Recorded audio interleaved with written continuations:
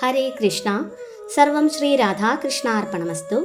അധ്യായം 5 കർമ്മയോഗം, കൃഷ്ണാവബോധത്തിൽ പ്രവർത്തനം. ശ്ലോകം 15. നാദത്തേ കസ്യചിത് പാപം ന ചൈവ സുകൃതം വിഭുഃ അജ്ഞാനേനാവൃതം ജ്ഞാനം തേന മുഹ്യന്തി ജന്തവഃ. വിവർത്തനം.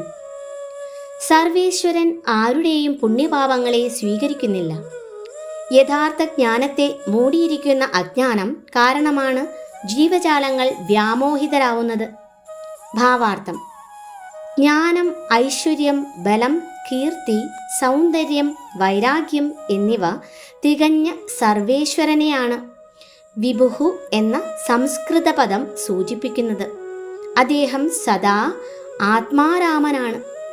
പുണ്യപാപ പ്രവർത്തനങ്ങൾ അദ്ദേഹത്തെ അലട്ടുന്നതേയില്ല. ഒരു ജീവനെയും അദ്ദേഹം ഒരു പ്രത്യേക ചുറ്റുപാടിലെത്തിക്കുന്നില്ല.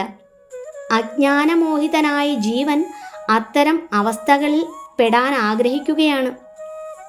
അതോടെ കർമ്മപ്രതികർമ്മങ്ങളുടെ ശൃംഖല നീണ്ടു തുടങ്ങുന്നു. ഉത്തമ പ്രകൃതി എന്ന നിലയിൽ ജീവാത്മാവ് ജ്ഞാനസമ്പൂർണനാണ്. പരിമിതമായ കഴിവ് കാരണം അവനെ എപ്പോഴും അജ്ഞത ആവരണം ചെയ്യാനുള്ള സാധ്യതയുണ്ട്. ഭഗവാൻ സർവശക്തനാണ്. എന്നാൽ ജീവാത്മാവ് അങ്ങനെയല്ല. ഭഗവാൻ വിഭുവായിരിക്കുമ്പോൾ ജീവൻ വെറും അണുവാണ്. ജീവാത്മാവായതുകൊണ്ട് അവന് സ്വതന്ത്രമായി ചിന്തിക്കാനും ആഗ്രഹിക്കാനും കഴിവുണ്ട്.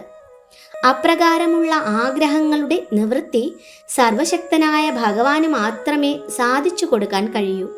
അതുകൊണ്ട് ജീവാത്മാവ് സ്വന്തം ആഗ്രഹങ്ങളാൽ പരിഭ്രാന്തനാവുമ്പോൾ ഭഗവാൻ ആഗ്രഹങ്ങൾ പൂർത്തിയാക്കാൻ അനുവാദം നൽകുന്നു. എങ്കിലും ജീവാത്മാവ് ആഗ്രഹിച്ചേക്കാവുന്ന പ്രത്യേക സാഹചര്യത്തിൻ്റെ കർമ്മപ്രതികർമ്മങ്ങൾക്ക് ഭഗവാൻ ഒരിക്കലും ഉത്തരവാദിയല്ല. സംഭ്രാന്താവസ്ഥയിൽ പെട്ടതുകൊണ്ട് ബദ്ധനായ ആത്മാവ് താനാണ് ഈ ശരീരമെന്ന് ധരിക്കുകയും ജീവിതത്തിലെ താത്കാലിക സുഖദുഃഖങ്ങൾക്ക് വിധേയനാവുകയും ചെയ്യുന്നു. സമീപത്തിരുന്നു കൊണ്ട് ഒരു പുഷ്പത്തിൻ്റെ മണമറിയാൻ കഴിയുന്നത് പോലെ ജീവാത്മാവിൻ്റെ സന്തത സഹചാരിയായ പരമാത്മാവിന് അവൻ്റെ എല്ലാ അഭിലാഷങ്ങളും അറിയാൻ കഴിയും. ജീവാത്മാവിന് ആഗ്രഹങ്ങൾ ഒരു സൂക്ഷ്മ രൂപത്തിലുള്ള ബന്ധനമാണ്. ഭഗവാൻ അവൻ്റെ ആഗ്രഹങ്ങൾ അർഹതയ്ക്കനുസരിച്ച് നിവർത്തിച്ചു കൊടുക്കുന്നു. മനുഷ്യൻ ഇച്ഛിക്കുന്നു, ദൈവം കൽപ്പിക്കുന്നു. ജീവാത്മാവ് അതിനാൽ ആഗ്രഹനിവൃത്തി വരുത്തുന്നതിൽ തികച്ചും ശക്തനല്ല. ഭഗവാന് എല്ലാ ആഗ്രഹങ്ങളും പൂർത്തീകരിക്കാനുള്ള കഴിവുണ്ടെന്ന് മാത്രമല്ല, നിഷ്പക്ഷനായതുകൊണ്ട് അദ്ദേഹം സൂക്ഷ്മങ്ങളും സ്വതന്ത്രങ്ങളുമായ ജീവജാലങ്ങളുടെ ആഗ്രഹങ്ങളിൽ ഒരിക്കലും ഇടപെടാറില്ല. നേരെ മറിച്ച് ഒരാൾ കൃഷ്ണനെ ആഗ്രഹിക്കുകയാണെങ്കിൽ ഭഗവാൻ പ്രത്യേകം ശ്രദ്ധ വച്ച് ഭഗവത് പ്രാപ്തിയുടെ ശാശ്വത സുഖം നേടാൻ ഉതകുന്ന വിധത്തിൽ പ്രോത്സാഹിപ്പിക്കുകയും ചെയ്യുന്നു. വേദമന്ത്രങ്ങൾ ഇപ്രകാരം ഘോഷിക്കുന്നു: ഏഷ ഉഹ്യേവ സാധു കർമ്മകാരയതി തം യമേഭ്യോ ലോകേഭ്യ ഉന്നിനീശതേ ഏഷ ഉ ഏവാ സാധു കർമ്മകാരയതി യമഥോ നിനീശതേ.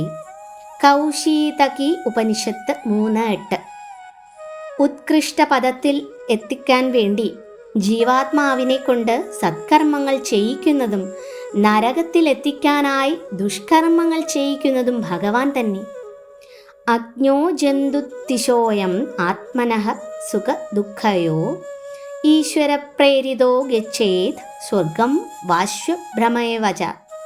തൻ്റെ സുഖത്തിലും ദുഃഖത്തിലും ജീവാത്മാവ് പൂർണ്ണമായും ആശ്രിതനാണ്. കാറ്റിൽപ്പെട്ട മേഘം പോലെ ഈശ്വരേച്ഛയ്ക്കനുസരിച്ച് സ്വർഗം പോകുകയോ നരകത്തിൽ വീഴുകയോ ചെയ്യുന്നു. അതുകൊണ്ട് ശരീരസ്ഥനായ ജീവൻ കൃഷ്ണാവബോധത്തിൽ നിന്നകന്നു നിൽക്കാനുള്ള വാസന മൂലം സ്വയം വ്യാമോഹിതനാകുന്നു.